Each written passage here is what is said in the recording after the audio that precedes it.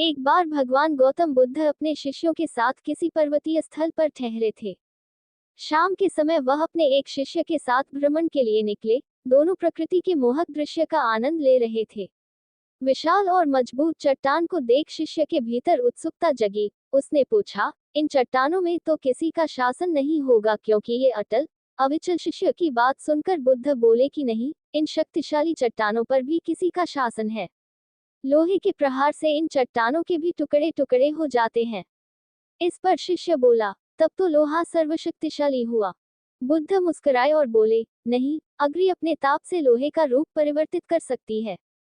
उन्हें धैर्यपूर्वक सुन रहा शिष्य बोला, इसका मतलब अग्नि सबसे शक्तिवान है।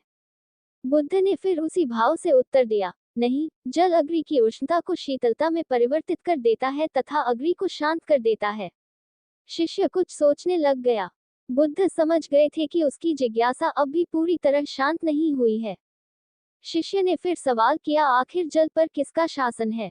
भगवान बुद्ध ने उत्तर दिया, वायु का। वायु का वेग जल की दिशा को बदल देता है। शिष्य कुछ कहता इससे पहले ही बुद्ध ने कहा कि अब तुम कहोगे पवन सबसे शक्तिशाली हुआ। नहीं, पवन सबसे शक्तिशाली नहीं है।